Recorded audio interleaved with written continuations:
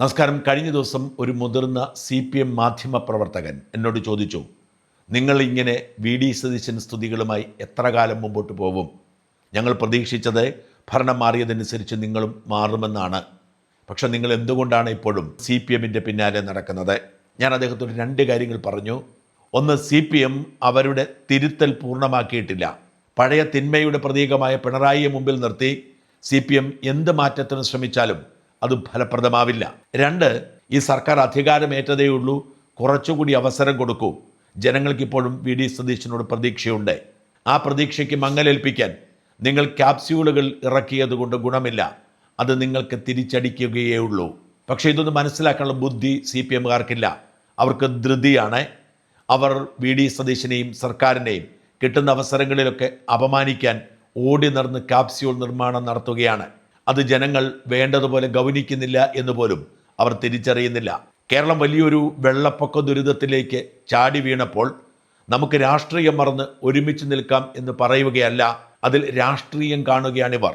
ഇവർ ഭരിച്ചിരുന്ന കാലത്ത് ആരെങ്കിലും രാഷ്ട്രീയ വിമർശനം ഉയർത്തിയാൽ, അതും സർക്കാരിൻ്റെ വലിയ വീഴ്ചകൾ ചൂണ്ടിക്കാണിച്ചാൽ, അവർ അവരെ കടിച്ചു തിന്നാൻ ചെല്ലുകയും കേരള വിരുദ്ധർ എന്ന മുദ്ര കുത്തുകയും ചെയ്യും. എന്നാൽ ഇന്നലെ അപ്രതീക്ഷിതമായി കേരളത്തിൽ അങ്ങോളം ഇങ്ങോളം മിന്നൽ പ്രളയങ്ങൾ ഉണ്ടാവുകയും നാട് വലിയ ആശങ്കയുടെ ദിനങ്ങളിലേക്ക് നീങ്ങുകയും ചെയ്തപ്പോൾ സഖാക്കൾ ശ്രമിച്ചത്, നോക്കൂ, പിണറായിയുടെ കാലത്ത് മാത്രമല്ല VD സതീശൻ്റെ കാലത്തും ഇതൊക്കെ സംഭവിക്കുന്നു എന്ന് പറഞ്ഞ് അതിനെ പരിഹസിക്കാനും വീഴ്ചകൾ എണ്ണി പറയാനുമാണ്. അതുകൊണ്ട് ഇന്നലെ വലിയ ക്യാപ്സ്യൂളുകൾ നിർമ്മിക്കപ്പെട്ടു. ഇന്നലെ നിർമ്മിക്കപ്പെട്ട പ്രധാനപ്പെട്ട ക്യാപ്സ്യൂളുകളിൽ ഒന്ന്, VD സതീശൻ ഒരു വിരുന്നുണ്ണുന്നതിൻ്റെ ദൃശ്യവും ഹെലികോപ്റ്ററിൽ സഞ്ചരിക്കുന്ന ദൃശ്യവും ഒരു തുലാഭാരം നടത്തുന്നതിൻ്റെ ദൃശ്യവുമാണ്. ഇത് മൂന്നുമെടുത്ത് ട്രോളുകൾ സൃഷ്ടിക്കുന്നു. നാട് ദുരിതത്തിലായപ്പോൾ, വെള്ളത്തിൽ മുങ്ങിയപ്പോൾ നാടിനെ രക്ഷിക്കാൻ സഖാക്കൾ മാത്രമേ ഉള്ളൂ. മുഖ്യമന്ത്രി VD സതീശൻ വിരുന്നുണ്ടും തുലാഭാരം നടത്തിയും ഹെലികോപ്റ്ററിൽ അമ്മായിയപ്പനെ കാണാൻ പോയുമൊക്കെ നാട് നശിപ്പിക്കുകയാണ് എന്നാണ്. ഈ ഹെലികോപ്റ്റർ വിവാദത്തെക്കുറിച്ച് വിശദമായി തന്നെ മറ്റൊരു വീഡിയോ ചെയ്യുന്നതുകൊണ്ട് അതിലേക്ക് ഞാൻ കടക്കുന്നില്ല. പ്രിയപ്പെട്ട സഖാക്കൾ, തിരിച്ചറിയുക, നിങ്ങളുടെ ട്രോളുകൾ ഏൽക്കാൻ പോകുന്നില്ല. കാരണം നിങ്ങളുടെ വിശ്വാസ്യത അത്രമാത്രം നഷ്ടപ്പെട്ടിരിക്കുന്നു. 2018 മുറിവുകളുടെ വ്രണം ജനം അത്ര വേഗം മറക്കില്ല. അതിനുശേഷം 2023 മുണ്ടക്കൈ ചൂരൽമല പ്രദേശത്ത് വലിയ ദുരന്തമുണ്ടാവുകയും ഏതാണ്ട് 2018 തുല്യമായ ജനങ്ങൾ മരിക്കുകയും ചെയ്ത സംഭവവും ജനങ്ങൾ മറന്നിട്ടില്ല. രണ്ട് സംഭവത്തിലും സർക്കാരിൻ്റെ ഭാഗത്ത് വലിയ വീഴ്ചയുണ്ടായിരുന്നു. 2018 പ്രളയം ഇത്രയും രൂക്ഷമാകാൻ കാരണം ഡാം മാനേജ്മെൻറ്റിൻ്റെ പരാജയമായിരുന്നു. ഈ പരാജയം പിന്നീട് അന്ന് ജലസേചന വകുപ്പ് മന്ത്രിയായിരുന്ന കൃഷ്ണൻകുട്ടി തുറന്നു പറഞ്ഞിട്ടുണ്ട്. കരിമണൽ കർത്തയുടെ താല്പര്യം സംരക്ഷിക്കാൻ വേണ്ടിയാണ് നേരത്തെ ഡാമുകൾ തുറന്നു വിടാതെ അവിടെയുള്ള കരിമണൽ നീക്കം ചെയ്യുന്നത് വരെ സമയം കൊടുത്തത്. കരിമണൽ നീക്കം ചെയ്തതിന് ശേഷം ഡാമുകൾ കൂട്ടത്തോടെ അഴിച്ചുവിട്ടപ്പോഴാണ് ചെങ്ങന്നൂരും കുട്ടനാടും ഒക്കെ മുങ്ങിപ്പോയത് എന്ന് മന്ത്രി കൃഷ്ണൻകുട്ടിയുടെ വാക്കുകൾ തന്നെ സാക്ഷ്യമാണ്. അല്ലെങ്കിൽ ആ വാക്കുകൾ വ്യാജമാണ് എന്ന് പറഞ്ഞ് പരാതി കൊടുത്ത കൃഷ്ണൻകുട്ടി പിന്നീട് അതിൻ്റെ പിന്നാലെ പോയോ, അന്വേഷണത്തെക്കുറിച്ച് കമാന്നൊരക്ഷരം പറഞ്ഞോ എന്ന് മാത്രം ആലോചിച്ചാൽ മതി. മഴയും ഉരുൾപൊട്ടലും മണ്ണിടിച്ചിലും അതിൻ്റെ ഭാഗമായി ഉണ്ടാകുന്ന മരണങ്ങളുമൊക്കെ പ്രകൃതി നൽകുന്ന സ്വാഭാവികമായ സംവിധാനങ്ങളാണ്. അതിൻ്റെ ഇരകളാകാൻ വിധിക്കപ്പെട്ടവർ അനുഭവിക്കുക, സർക്കാർ ചെയ്യാൻ കഴിയുന്നത് ചെയ്യുക എന്നതല്ലാതെ വഴിയൊന്നുമില്ല. എന്നാൽ സർക്കാർ തന്നെ മുൻകൈയെടുത്ത് ഒരു വലിയ ദുരന്തമുണ്ടാക്കുകയും ആ ദുരന്തത്തെ ഒരു അവസരമായി എടുത്ത് രാഷ്ട്രീയ മുതലെടുപ്പിന് ശ്രമിക്കുകയും ചെയ്തതുകൊണ്ടാണ് പിണറായി വിജയൻ്റെ 2018 പ്രവൃത്തി വിമർശന വിധേയമായത്. അത് നിങ്ങൾ എത്ര കാപ്സ്യൂൾ ഇറക്കിയാലും വീണ്ടും ആവർത്തിക്കില്ല.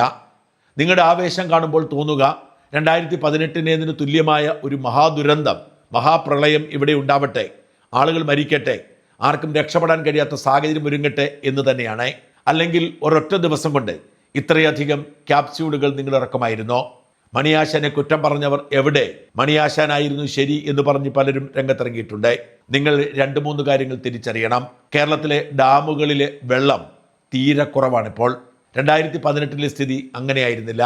ആവശ്യത്തിന് മഴ പെയ്തതിനെ തുടർന്ന് 2018 ഡാമുകൾ ഏതാണ്ട് നിറഞ്ഞു നിൽക്കുമ്പോഴായിരുന്നു ആഗസ്റ്റ് 15 പെരുമഴ പെയ്തതും ഡാമുകളിലേക്ക് വെള്ളം ഇരച്ചു കയറിയതും. മഴ പെയ്യുന്നതിന് മുൻപ് തന്നെ ഡാമുകളിലെ വെള്ളം മാനേജ് ചെയ്യാൻ സർക്കാർ പരാജയപ്പെട്ടു. എന്നാൽ ഇപ്പോഴത്തെ അവസ്ഥ ഡാമുകളിൽ പകുതി പോലും വെള്ളമില്ല എന്നതാണ്. അതുകൊണ്ടാണ് കറണ്ട് കട്ട് ഏർപ്പെടുത്തേണ്ടി വന്നത്. സാധാരണഗതിക്ക് കാലവർഷം ഉണ്ടാവേണ്ട സമയത്ത് ഇക്കുറി കാലവർഷം ഉണ്ടായില്ല. ഒരു കൃഷിക്കാരൻ കൂടിയായ എനിക്ക് ഇത് തീർത്ത് പറയാൻ കഴിയും. കുംഭത്തിലോ ഇടവത്തിലോ ഇവിടെ മഴ കിട്ടിയില്ല. കുംഭത്തിൽ മരച്ചീനിയും ചേനയും ഒക്കെ ഞാൻ നട്ടത് വെള്ളം ഒഴിച്ചു കൊടുത്താണ്. എന്തിനേറെ പറയുന്നു, ഒരാഴ്ച മുമ്പ് വരെ എൻ്റെ വാഴയ്ക്കും മരച്ചീനിക്കും ഞാൻ വെള്ളമൊഴിക്കുമായിരുന്നു. കാരണം ഈ കൃഷിയൊക്കെ നടത്തിയതിനു ശേഷം ആകപ്പാടെ ഞങ്ങൾക്ക് ലഭിച്ചത് ഇടവത്തിലെ 1-2 മഴ മാത്രമാണ്. അത്തരമൊരു കാലാവസ്ഥ കേരളത്തിൽ അങ്ങോളം ഇങ്ങോളം ഉണ്ടായിരുന്നതുകൊണ്ട് ഡാമുകളിലെ ജലനിരപ്പ് അതീവ ദുർബലമായിരുന്നു. കേരളത്തിലെ ഏറ്റവും വലിയ ജലവൈദ്യുതി പദ്ധതിയായ ഇടുക്കിയിൽ ആകെ സംഭരണ ശേഷിയുടെ 35% മാത്രമാണ് വെള്ളമുള്ളത് എന്ന് തിരിച്ചറിയുക. 2018 അത് 90 മുകളിലായിരുന്നു. കഴിഞ്ഞ വർഷം ഓഗസ്റ്റ് 1 അത് 75%. അവിടെയാണ് 35% വെള്ളം മാത്രം ഇപ്പോഴുള്ളത്. അതുകൊണ്ട് എത്ര ദിവസം എത്ര വലിയ മഴ പെയ്താലും ഇടുക്കി ഡാം തുറന്നു വിടേണ്ടി വരില്ല. മുല്ലപ്പെരിയാറിലെ ഇന്നലത്തെ ജലനിരപ്പ് 113 മീറ്റർ മാത്രമാണ്. പത്തനംതിട്ടയിലെ പ്രധാനപ്പെട്ട അണക്കെട്ടുകളിൽ ഒന്നായ മൂഴിയാറിൽ സംഭരണശേഷിയുടെ 36% മാത്രമേ വെള്ളമുള്ളൂ. അതുകൊണ്ട് തന്നെ ഇക്കുറി 2018 ആവർത്തിക്കുമോ എന്ന് ഭയപ്പെടേണ്ടതേയില്ല. കാരണം എത്ര ദിവസം മഴ പെയ്താലും ജലസംഭരണികൾ നിറഞ്ഞു കവിഞ്ഞ് അവ തുറന്നുവിട്ട് അപകടമുണ്ടാവേണ്ട സാഹചര്യമില്ല. തുറന്നുവിടുന്നതൊക്കെ അടിമാലിയിലെ കല്ലാർകുട്ടിയോ ഇടുക്കിയിലെ മണിയാറോ പോലുള്ള ചെറിയ അണക്കെട്ടുകൾ മാത്രമാണ്. അത് വലിയ വെള്ളപ്പൊക്കത്തിന് കാരണമാവില്ല. ഈ അവസ്ഥ ആദ്യമേ മനസ്സിലാക്കിയിരുന്നെങ്കിൽ നിങ്ങളുടെ ഈ ക്യാപ്സ്യൂൾ നിർമ്മാണം വൃഥാവിലാകുമായിരുന്നില്ല. പക്ഷെ എന്നിട്ടും എങ്ങനെയാണ് റാന്നി പോലെയുള്ള സ്ഥലങ്ങൾ വെള്ളത്തിൽ മുങ്ങിയത് എന്ന ചോദ്യം പ്രസക്തമാണ്. വാസ്തവത്തിൽ റാന്നിയിലും പരിസര പ്രദേശത്തുമാണ് ഇക്കുറി ഏറ്റവും അധികം മഴ പെയ്തത്. കഴിഞ്ഞ വീഡിയോയിൽ സൂചിപ്പിച്ചതുപോലെ റാന്നിക്ക് സമീപമുള്ള വടശ്ശേരിക്കരയിലാണ് ഈ ദിവസങ്ങളിൽ ഏറ്റവും അധികം മഴ പെയ്തത്. വടശ്ശേരിക്കര മാത്രമായിരുന്നില്ല, പരിസര പ്രദേശങ്ങളിലെല്ലാം മഴ പെയ്തു. റാന്നിയിലും പരിസര പ്രദേശങ്ങളിലും പെയ്ത മഴ ഏതെങ്കിലും ഒരു മലയോര പ്രദേശത്തായിരുന്നെങ്കിൽ ഇത് വലിയ ദുരന്തമായി മാറുമായിരുന്നു. റാന്നിക്ക് സമീപം പമ്പയാറും അച്ഛൻ കോവിലാറും ഒഴുകുന്നത് കൊണ്ട് തന്നെ വേഗത്തിൽ വെള്ളം കയറുക സ്വാഭാവികമാണ്.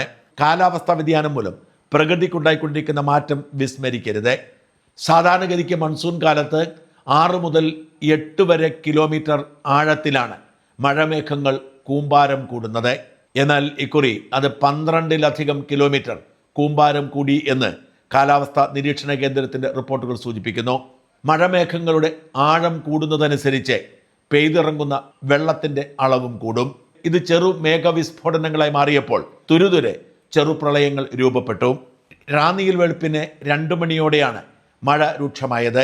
ആ കനത്ത മഴ തുടർന്നതോടെ 339 മില്ലിമീറ്റർ മഴയാണ് 24 മണിക്കൂറിനുള്ളിൽ രേഖപ്പെടുത്തിയത്.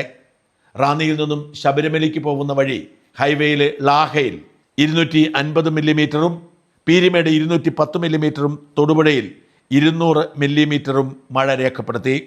മിന്നൽ പ്രളയം അഥവാ ഫ്ലാഷ് ഫ്ലഡാണ് ഇപ്പോഴത്തെ പ്രതിസന്ധിയുടെ മൂല കാരണം. പ്രധാനമായും 3 ഘടകങ്ങളാണ് മിന്നൽ പ്രളയത്തിന് കാരണം. ഓഫ് ഷോർ ട്രോഫ് എന്ന് വിളിക്കുന്ന ന്യൂനമർദ്ദ പാത്തി തീരദേശത്ത് രൂപപ്പെട്ടതാണ് ഇതിൻ്റെ മുഖ്യ കാരണം. ഇതിനിടയിൽ തെക്കു പടിഞ്ഞാറൻ കാറ്റ് ശക്തമായി. ഗുജറാത്ത് തീരത്ത് രൂപപ്പെട്ട അതിതീവ്ര ന്യൂനമർദ്ദം മൂലം കേരളത്തിലെ അന്തരീക്ഷത്തിൽ മർദ്ദവ്യതിയാനം രൂപം കൊണ്ടു. ഈ ഘടകങ്ങൾ ഒത്തുചേർന്നതോടെ കനത്ത മഴ പെയ്തു തുടങ്ങി. ഇവയ്ക്കൊപ്പം ശാന്തസമുദ്രത്തിൽ രൂപപ്പെട്ട ചുഴലിക്കാറ്റ് സൂപ്പർ ടൈഫൂൺ ഡോൾഫിനും കാലവർഷം കനക്കുന്നതിന് ഇടയാക്കി. കൃത്യമായി പറയട്ടെ, വെള്ളിയാഴ്ച റാന്നിയിലും പരിസര പ്രദേശത്തുമുണ്ടായ മഴ 1-2 ദിവസം തുടർന്നിരുന്നെങ്കിൽ ഈ നാടിൻ്റെ അവസ്ഥ അതിഭയാനകമാകുമായിരുന്നു. എന്തായാലും വെള്ളപ്പൊക്കത്തെ അതിജീവിച്ചിരിക്കുന്നു എന്ന പ്രതീക്ഷയാണ് നമുക്കിപ്പോഴുള്ളത്. പ്രാർത്ഥനയോടെ ഒന്നും സംഭവിക്കാതിരിക്കാൻ കാത്തിരിക്കാം.